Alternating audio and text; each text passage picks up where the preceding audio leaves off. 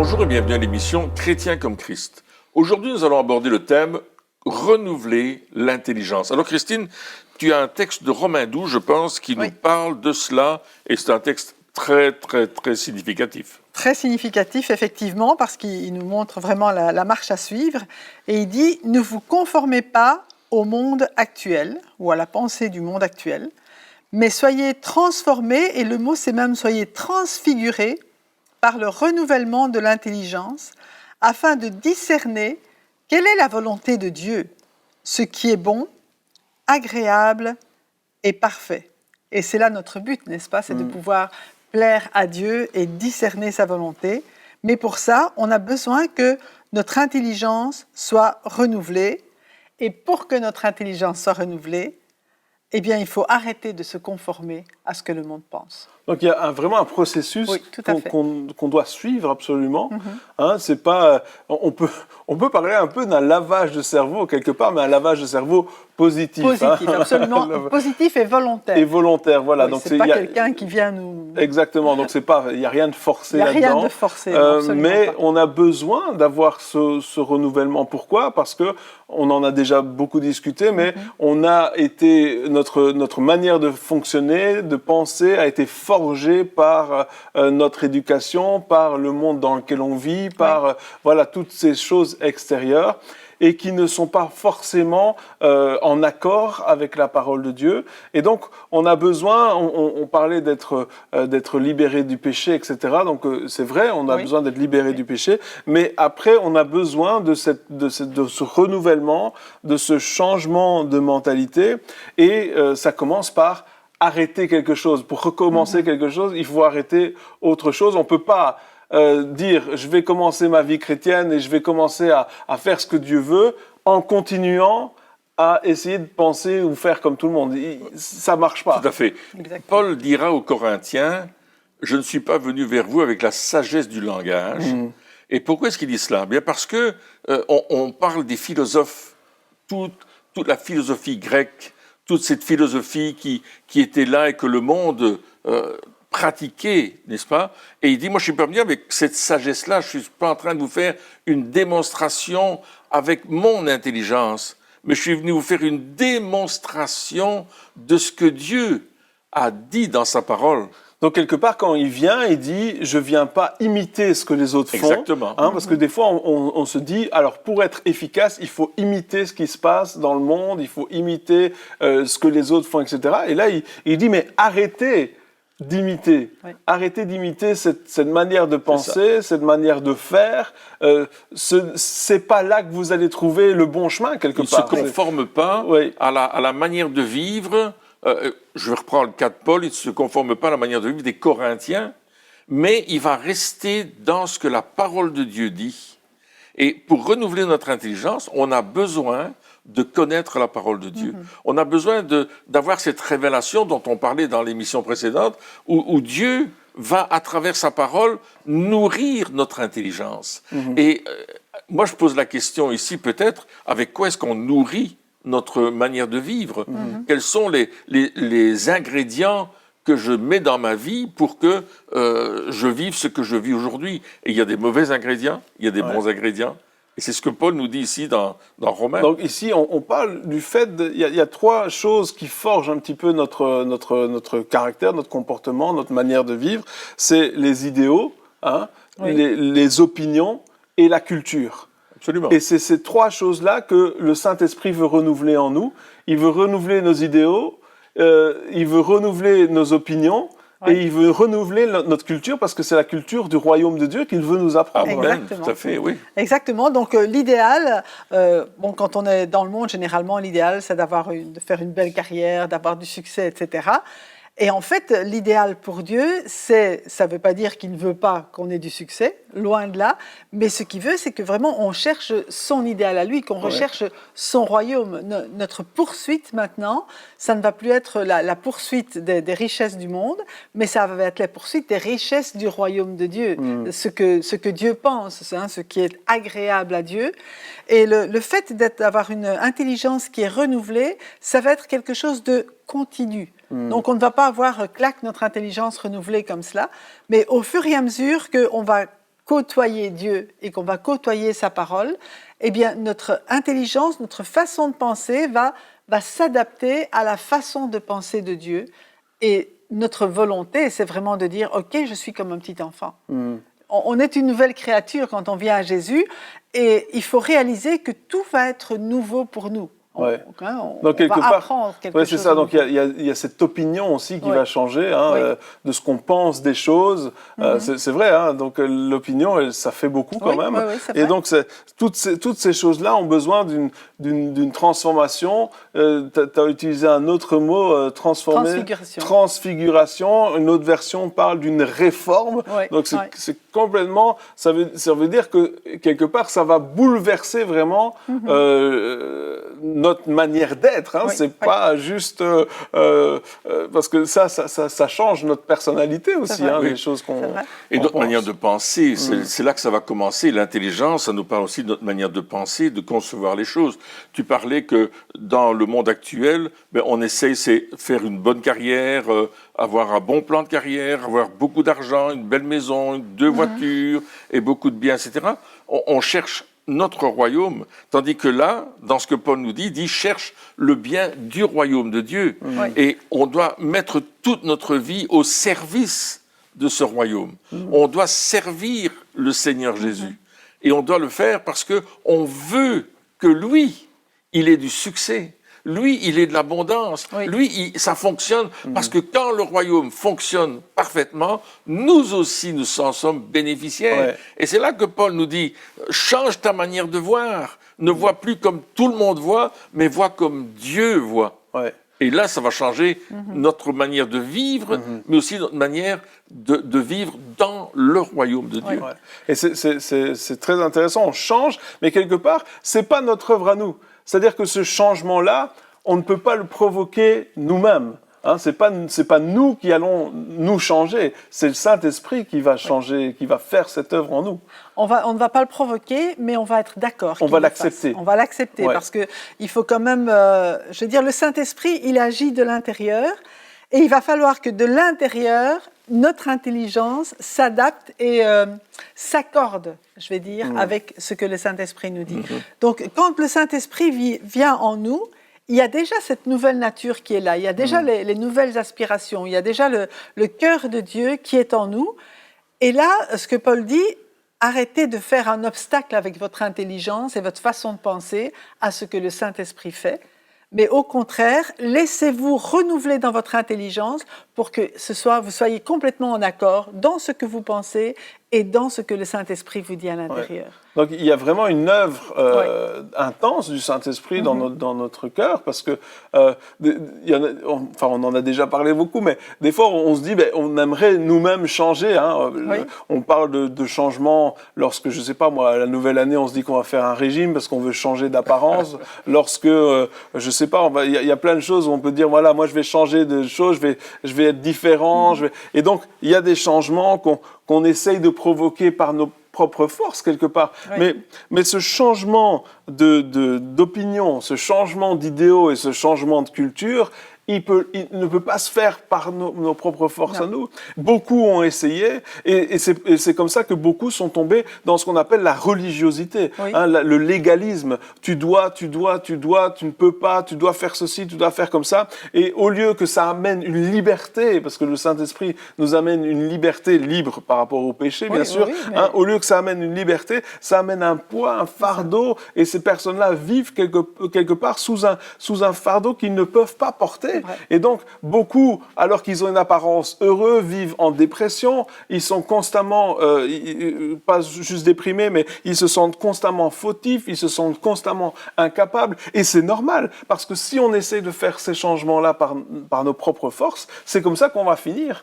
Mais si on laisse le Saint-Esprit agir en nous, et comme tu dis, on lui donne la permission, on agit même avec lui, on fait équipe en disant « Ok, je suis d'accord, s'il y a des choses que je dois faire, moi, dis-le-moi et je vais les faire aussi. » Donc on participe quelque part, mais c'est son œuvre. Et comment est-ce qu'on peut faire pour lui dire « Saint-Esprit, vas-y, fais-le » Enfin, je veux dire, comment est-ce qu'on peut faire pour participer avec lui? Il y a des beaux textes dans la Bible qui nous parlent que nous sommes participants de la nature divine. Et c'est l'apôtre Pierre, dans la 2e épître et au chapitre 1er et dans les 4 premiers versets, qui dit qu'on a reçu de Dieu tout ce qui était nécessaire pour vivre cette vie-là. Et pour que nous devenions participants de la nature divine, c'est-à-dire partenaires avec Dieu pour vivre avec lui. Alors une première chose, c'est qu'on ne doit plus considérer les choses de la terre, mais on doit considérer les choses du royaume. Donc on remet quelque part les choses à leur place, les priorités au bon endroit. Oui, et c'est Paul qui dit dans Colossiens, au chapitre 3, il dit « Affectionnez-vous aux choses d'en haut, et non plus à celles qui sont sur la terre ». Donc on va commencer à avoir nos regards, on va changer notre regard. Et parfois, on doit forcer notre tête à dire « il faut que tu regardes les choses du royaume ».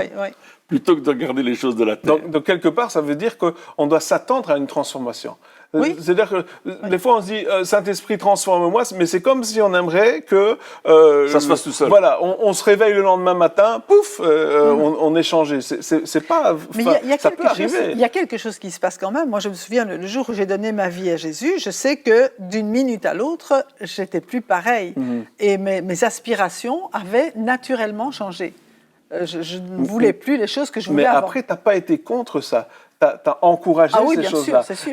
Et après, je me suis nourri de la parole de Dieu. Voilà. Oui. Mais des fois, on a un changement qui se passe, c'est-à-dire que ça peut se faire quand on donne notre vie à Jésus, ou on va dans une réunion où, je ne sais pas, quelqu'un prie pour nous, et on sent qu'il y a un changement qui est là. Et puis, je ne sais pas pourquoi, il y a des personnes qui se disent, il y a un changement, c'est pas normal, je vais retourner à ce que je faisais avant. Et là, il y a quelque chose de très négatif qui se passe, c'est qu'on perd ce qu'on vient d'avoir. Donc quand on est transformé par le Saint-Esprit, lorsque le Saint-Esprit agit en nous et qu'on sait que c'est lui, tu disais, voilà, mes priorités, elles ont changé du jour au lendemain. Donc on sait qu'il y a une transformation qui a été faite. Ce qu'on doit faire, comme tu viens de dire, c'est être partenaire avec cette transformation et dire, OK, je vais la nourrir, je vais aller dans ce sens-là, je vais plus retourner dans l'autre sens, mais je vais continuer dans ce sens-là parce que je sais que c'est là que je dois aller, même si ça veut dire qu'il y a des habitudes qui vont changer, des personnes avec qui je vais plus parler, etc. Donc, et ça, c'est ce qui s'est passé pour toi. Donc, il y a eu, des personnes qui me disent, celle-là, non, on n'est plus copains parce que on n'a plus les mêmes affinités.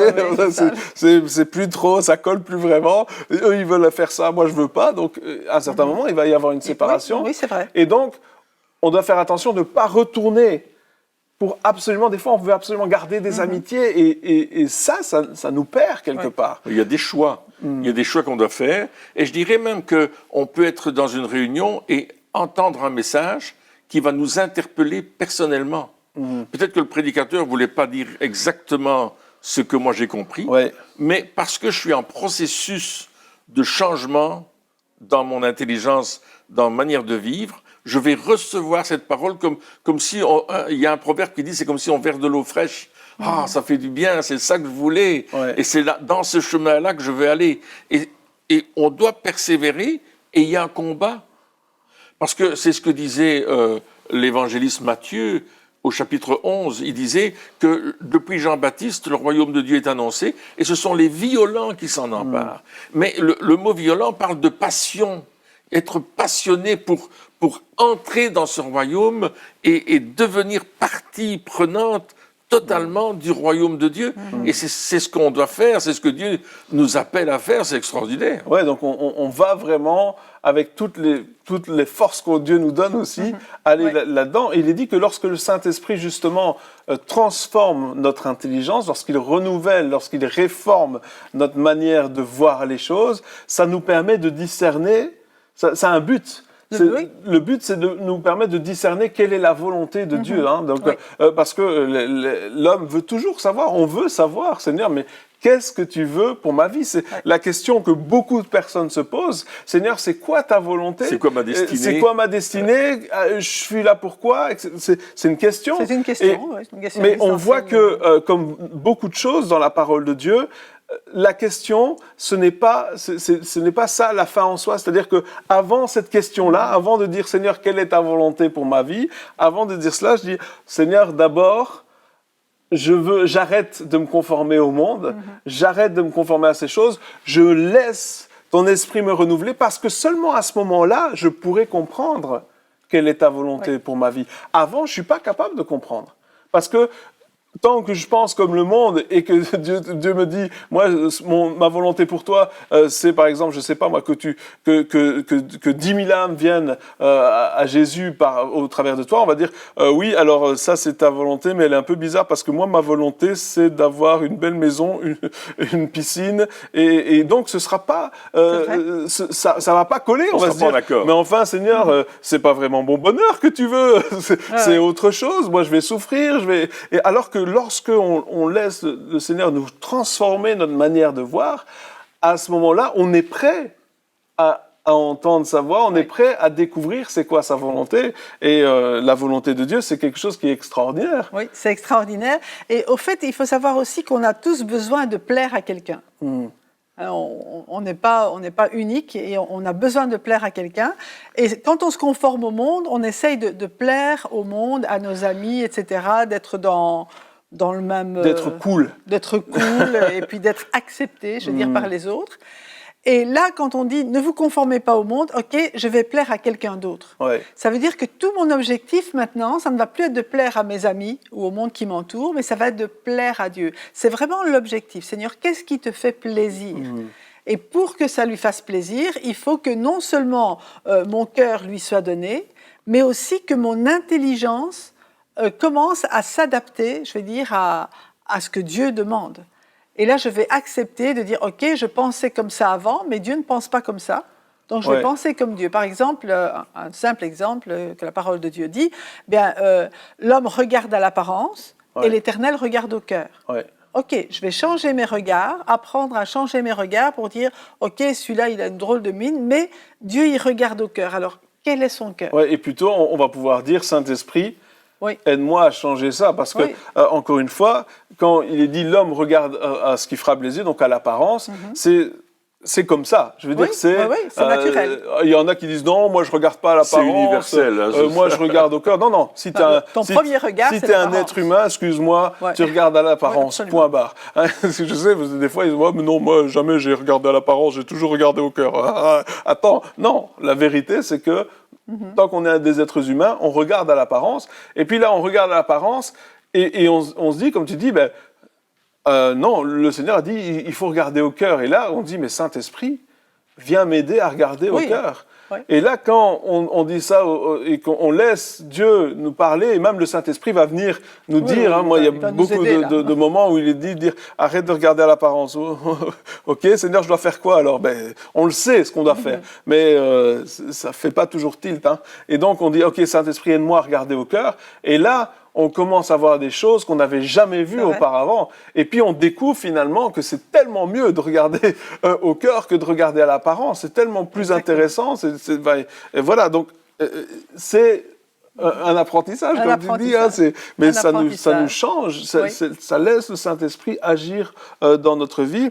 Et ça nous aide à discerner la volonté de Dieu. Et dans certaines versions, il est dit, tout ce qui est bon, tout ce qui est agréable, et tout ce qui est parfait. Et la question qu'on se pose, c'est ce qui est bon, agréable et parfait, pour qui ? Oui. Et comment, par exemple, le mot perfection, nous, on cherche quelque chose de parfait, de nouveau, qui va frapper les yeux par la perfection. Et quand Jésus, il parle de perfection, il disait « Soyez parfaits comme votre Père Céleste est parfait ». Jésus disait ça. Et le même passage, au même endroit, dans un autre évangile, c'est « Soyez miséricordieux comme votre Père Céleste est miséricordieux ».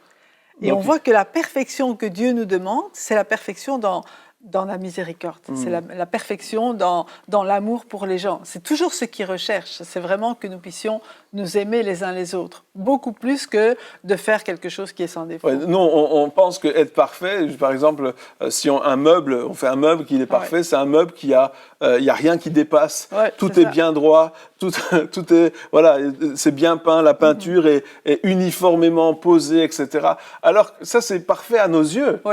Mais ça, c'est lorsque Dieu il fait un arbre et qu'il est parfait, l'arbre, eh bien, il y a des écorces qui vont dans tous les sens, il y a les branches qui se barrent partout, les racines, elles vont où elles veulent, et la forêt, c'est pas droit du tout. Donc, il n'y a pas deux les mêmes. Il n'y a pas deux les mêmes. Donc, la perfection, finalement, c'est la perfection de qui ou pour qui. C'est ça la question qu'il faut se poser. Oui, et on doit plaire à Dieu. Et c'est pour ça que quand on recherche le royaume, on va plus prendre les codes de la manière de vivre de tout le monde, on va prendre les codes de la manière de vivre du royaume. On va prendre les paroles du royaume, on va parler comme le royaume, on va penser comme le royaume, on va agir comme le royaume. Parce que dans cette transformation de mon intelligence, l'objectif aussi, c'est l'action que je vais avoir pour que le royaume de Dieu s'étende, pour que le royaume de Dieu avance, pour que Dieu soit mis à l'honneur, pour que Dieu soit respecté, pour que Dieu soit aimé dans le monde où je vais moi-même circuler et faire les choses de Dieu. Alors, on parle de choses agréables et parfaites. Moi, je pense un peu à Paul et Silas qui sont en prison dans la ville de Philippe. Hein. Ils sont arrivés là-bas, ils ont été envoyés par le Saint-Esprit, ils ont été envoyés par le corps des anciens qui ont prié pour eux, qui les ont oints, qui ont reconnu l'appel sur leur vie. Ils sont partis et là, on les arrête, on les frappe, on les jette en prison. C'est à ce moment-là que tu dis c'est bon, agréable et parfait. Mais Paul et Silas avaient la vision du royaume, parce que la première chose qu'ils vont faire dans la prison, c'est louer Dieu. Ils vont parler le langage du royaume, la louange, l'adoration à Dieu, l'adoration au roi des rois, au Seigneur des seigneurs, et c'est à lui qu'ils vont la donner. Ça, c'est le langage du royaume.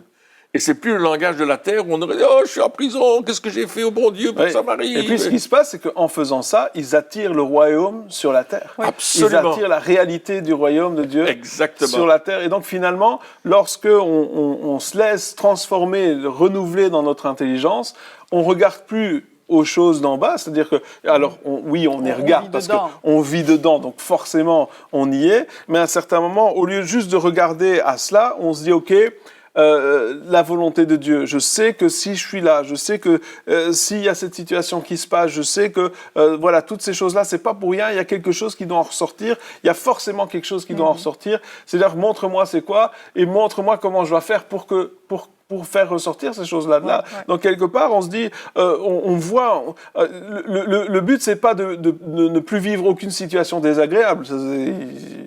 Ça n'arrivera jamais. Hein. Donc, on va vivre des situations désagréables, même très désagréables des fois. Mais on doit se dire, quand on vit ces choses-là, de dire, OK, moi, je suis dans la mentalité du royaume de Dieu, je suis dans la volonté du royaume de Dieu, je laisse mon intelligence être transformée. C'est-à-dire, comment est-ce que toi, tu vois les choses, qu'est-ce que tu vois, qu'est-ce qui va se passer, comment ça se passe. Et là, on laisse, encore une fois, le Saint-Esprit renouveler notre intelligence, parce qu'on va voir les choses comme on ne les voyait pas auparavant. Et c'est là que, comme tu viens de le dire, on va pouvoir louer quand c'est pas possible, on va pouvoir avoir la paix quand c'est pas possible, on va pouvoir faire des bons choix alors qu'on en ferait normalement des mauvais, et on va attirer la réalité du royaume de Dieu sur la terre, et le changement va se faire. Donc la situation va changer. Pourquoi ? Parce qu'elle sera impactée pas par nous, mais par la réalité du royaume, par la puissance du royaume de Dieu qui va se manifester. Et c'est ce que Paul dit dans Romains 8, 28. Hein. Il fait concourir toutes choses pour le bien de ceux qui l'aiment. Et quand il dit ça, c'est exactement ce que tu viens de dire. La puissance du royaume de Dieu, l'autorité du royaume est en train de venir et elle va solutionner la situation dans laquelle je peux être, où au départ, je me suis dit, pouf, c'est une mauvaise situation. Mais en fin de compte, le résultat de cette situation, c'est une terrible bénédiction, une merveilleuse bénédiction. Oui, tu continues l'histoire de Paul et Silas. Oui, Paul et Silas, justement. Le royaume, comme tu disais, vient toucher la terre. Le tremblement de terre se produit parce que le royaume, il est puissant. Les détenus partent pas, les prisonniers s'enfuient pas. Et la première église va naître à Philippe. Et c'est extraordinaire. Et on a dans notre Bible l'épître aux Philippiens. Donc c'est là que ça s'est passé. Mais la première chose, c'est arrêtez de vous conformer à la pensée de ce monde. Donc la pensée de ce monde, quand je suis en prison, c'est quoi ? Au secours, pauvre de moi, ça c'est la pensée de ce monde. Et laissez-vous renouveler par le Saint-Esprit, c'est-à-dire, OK, Saint-Esprit, viens changer ma manière de penser maintenant, parce que c'est la pensée de ce monde. Forcément, je suis né dans ce monde, j'ai évolué dans ce monde, donc forcément, j'ai toutes ces pensées qui viennent, dont j'ai l'habitude. Alors Saint-Esprit vient renouveler mes pensées, et puis il renouvelle nos pensées, et là, waouh, on découvre quelle est la volonté de Dieu, ce qui est bon, ce qui lui est agréable à lui, et ce qui est parfait selon lui. Hein. Donc je suis plus à mon standard, mais je suis à son standard, à comment lui voit les choses. Et c'est là que ma vie a un impact. C'est pas juste qu'elle a un sens, mais c'est là qu'elle commence à avoir Oui. un réel impact. Hein, C'est là qu'on devient le sel de la terre, en fait. Exactement, c'est là que on va venir apporter quelque chose que le monde n'a pas. oui, parce que tout d'un coup, on ne réagit plus et on ne parle plus comme le monde. Des fois, on pense que pour amener Christ au monde, il faut parler comme le monde. Et peut-être que dans certaines situations, ça va se faire, mais bien souvent, le problème, c'est que on parle comme le monde, après, on continue et on agit comme le monde, oui, et puis on pense comme le monde, et finalement, il n'y a plus de différence entre nous et le monde. Mais le truc, c'est que lorsqu'on amène la parole du royaume, ceux qui sont prêts, ceux qui ont le cœur préparé, c'est là que ça va s'allumer chez eux, parce qu'ils vont se dire « Ah oui, c'est ça, c'est cette pensée-là, c'est ça qui était dans mon cœur depuis longtemps, que j'arrivais pas à comprendre. » Et là, il vient de parler autrement, il vient d'agir autrement, et ça correspond à cet appel de Dieu, ça correspond à Dieu qui il toque à ma porte, et ça correspond à ça. Et là, oui, maintenant je vais changer. Mais si on parle comme le monde, on pense comme le monde, on agit comme le monde, lorsqu'on va parler, ce sera vain. Il y aura pas de puissance. Il y aura pas de sel. Il n'y a pas de saveur. Il n'y a pas de saveur. C'est exactement ça. Et c'est pourquoi Dieu nous demande, plus on va avoir de l'intimité avec notre Dieu, plus on va rechercher la gloire de son royaume, plus on va être proche de lui, plus cette gloire va venir sur nous. Et nous allons refléter la gloire de Dieu. C'est ce que Paul dit dans l'Épître aux Corinthiens. Il dit simplement, on va refléter la gloire de Dieu et le monde autour de nous va être impacté par cette gloire, va être impacté par cette présence de Dieu. Parce que quand il parle de la gloire, on ne va pas commencer à être illuminé. Quoique ça peut arriver. Oui, ça peut arriver, ça peut arriver. Mais ça, c'est vrai. Bon, j'ai connu des personnes... On ne paye plus nos factures d'électricité parce qu'on brille. J'ai connu des personnes qui brillaient de la gloire de Dieu.